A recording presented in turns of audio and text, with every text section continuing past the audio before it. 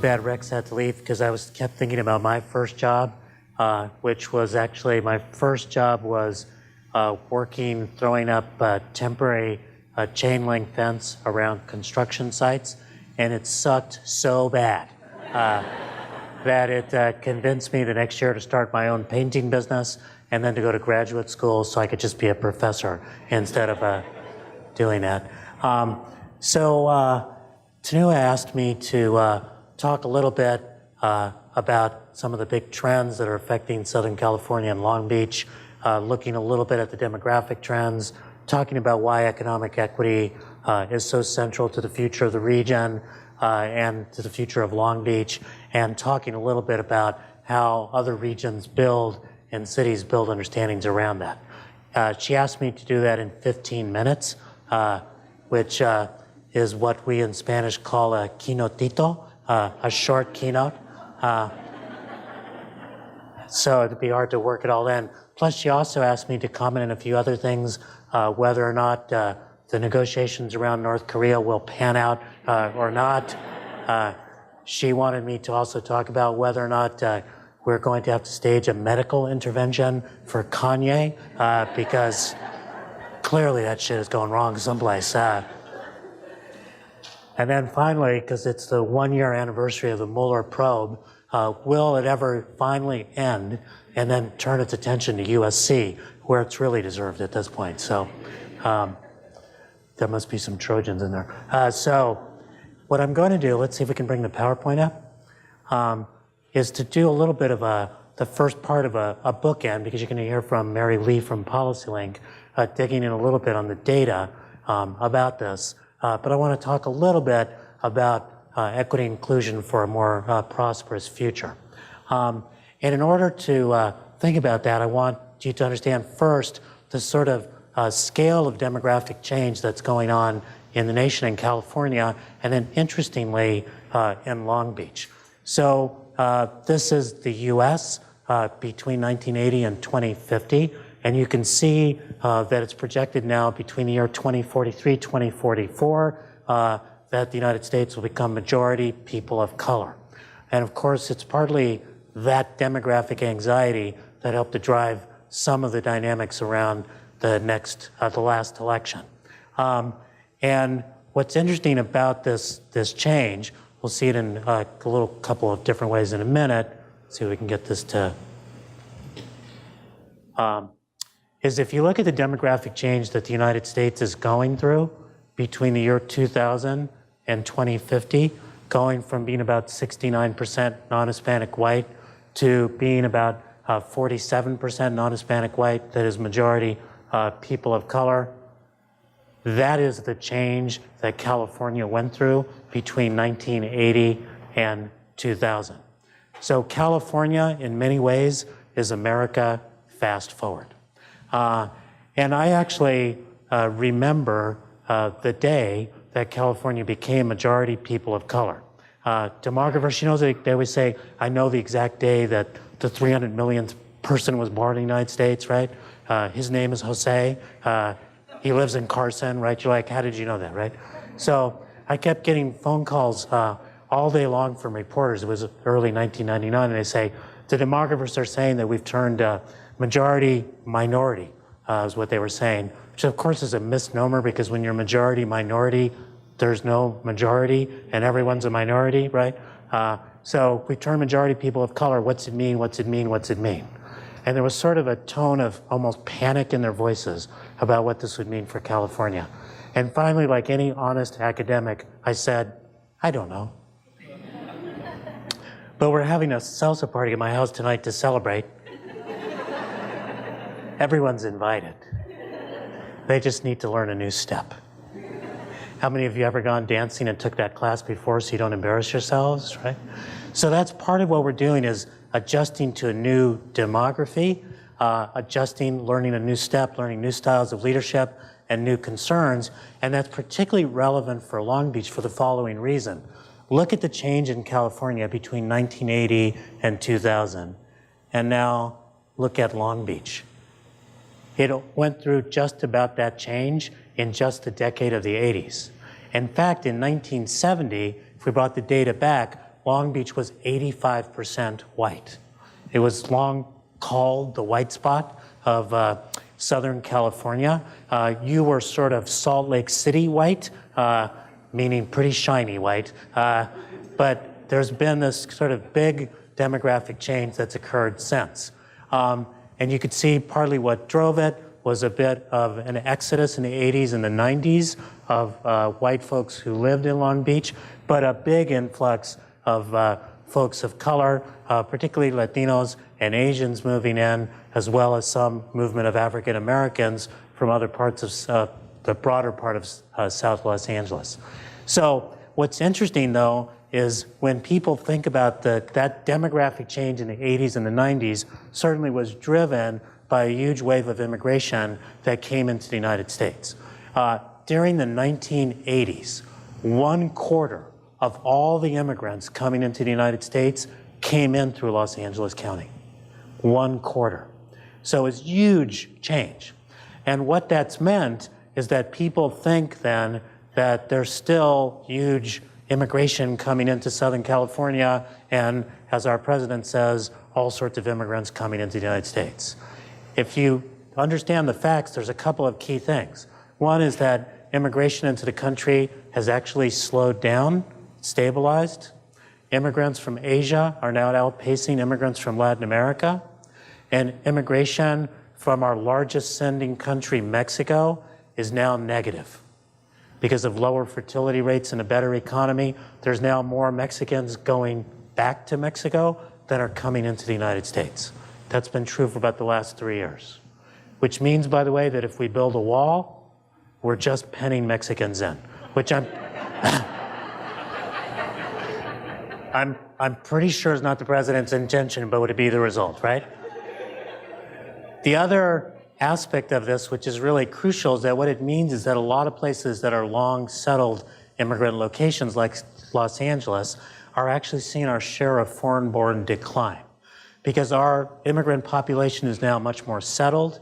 Their immigrants, if they're coming into the United States, are coming into different parts of the U.S. rather than Los Angeles County in particular, and so our share of the foreign-born is actually on the decline. What's driving our demographic growth now is the kids that are being born to those immigrants who came in an earlier era. Now, it does mean, though, that we still have a tremendous legacy, and you can see that by looking at the, this is for the population in Los Angeles County. We have about 900,000 undocumented residents in Los Angeles County. And what's interesting, there's a couple of interesting things about that population. First, when people think of an undocumented group, they often think of people who just kind of recently arrived and are sort of lightly attached. In fact, about 2/3 of undocumented immigrants in Los Angeles County have been here for longer than a decade. They're deeply established into the community. And about 20% of undocumented immigrants, about 20% of children in Los Angeles County have at least one undocumented parent. So these are undocumented Angelenos. And when you're thinking about an equity agenda too, you're trying to think about what is the pathway for people who lack status. In part because if you look at this as well, there's about 800,000 family members, US citizens, who live with undocumented residents, and about another 250,000 lawful permanent resident family members who live with undocumented residents as well. So this is an important thing to consider when you're thinking about equity. What does it look like in terms of the geography? I got the 5-minute sign, so this is going to happen really quickly. This is what you look like in 1980. Lighter colors mean less people of color. This is what you look like in 2015. Big. That was a lot of excitement there, so I'll do that again. So it's right there. If you're looking at North Long Beach and you're saying, why is that area still white? That is the airport, and there's just one white guy hanging out there. So nonetheless, you've got tremendous persistent racial gaps in terms of income in Long Beach. These are the poverty rates. We were talking before about how it's great news that the poverty rates have come down to 18%. They have not come down to 18% for Black or Latino residents in Long Beach. If you look at the gaps, this is for the 150% poverty rate between whites, African Americans, Latinos, and the API population. You can see there's quite persistent gaps in terms of economic outcomes. And they're likely to persist into the future unless we do something, and Mary will talk a little bit this on another side of the education spectrum, but this is for the Los Angeles metro area, the share of kids who are in high poverty schools. Because we know that when you're in a high poverty school, tends to be less resources, less availability, less opportunities. Less than 10% of white kids in Los Angeles County are in high poverty schools. More than half of Black kids are in high poverty schools. More than about 2/3 of Latino kids are in high poverty schools. So this is a problem going forward unless we begin to address it. And in particular, if we address it for this next generation, it's important for the following reason. How many of you in this audience have children? Great. How many of you who have children want your children to do better than you? How many of you would admit to wanting your children to do worse so you can just kind of tease them? So here's the interesting thing. It's projected because we are living longer, because our birth rates have gone down, and because there's less immigrants coming into the country, that the so-called dependency ratio, the ratio of older adults to people of working age population, is going to increase by 60% in the next 30 years in California, about the next 35, 40 years in the United States. So you don't want your kids to do better than you. You want them to do 60% better than you. And the key thing is you want everyone else's kids to do 60% better than their parents as well. Because unless we do that, we're not going to secure prosperity for the future. And interestingly, there's been a sort of sea change in the way that economists think about this. It's been in the past, if you had an economic development department, it would be very different than an economic inclusion agenda. People thought that maybe unfair inequality was sort of distasteful if you're a liberal, but it's just part of economic growth. It's what you need to incentivize people to work hard, to save. It's just a sort of natural outcome.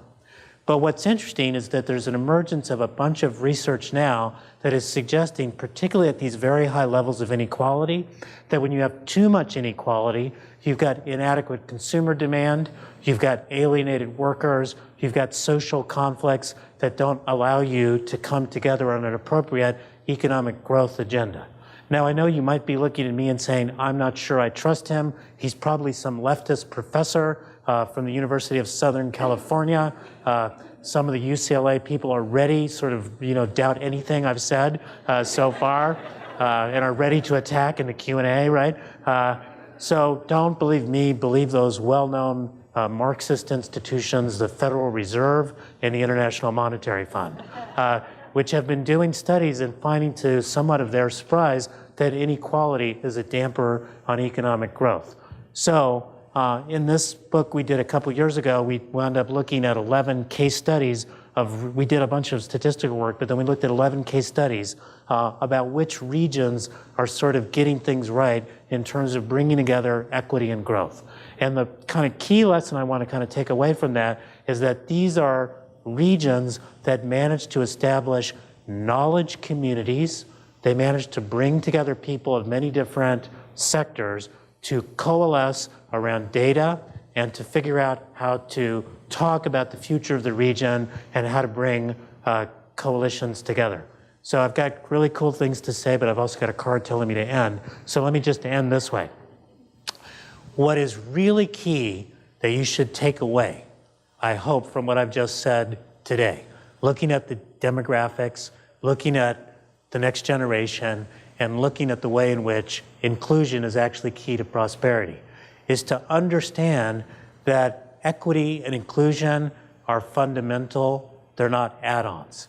They need to be baked in, not sprinkled on top. You don't have an economic development agenda unless you've got reentry programs for people coming out of incarceration.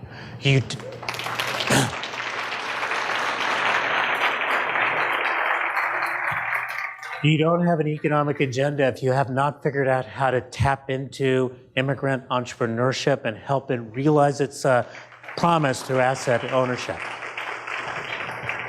And in order to do that, you have to have some really tough conversations about the evolution of the region, who's been excluded and why, and what it is you need to do to repair that moving forward. And you need to do something which I'm sure you are doing, and I know Mary will talk about, is that you need to develop indicator projects to measure how you're doing on inclusion. Because if you don't measure it, it doesn't matter. People won't know that you're paying attention to it. People will know whether or not you're making progress on it. And then the last thing I'll say is that I wrote a really good book called State of Resistance. Some of this is in there. We're going to be selling it outside afterwards. The bookseller is Essowan from Amert Park, kind of one of the biggest black-owned bookstores. And for those of you who want to buy the book, it'll be out there. For those of you who don't want to buy the book, don't worry, it's about to be made into a major motion picture in which I'll be portrayed by Antonio Banderas, so I'm really excited about that. Chinua, thank you.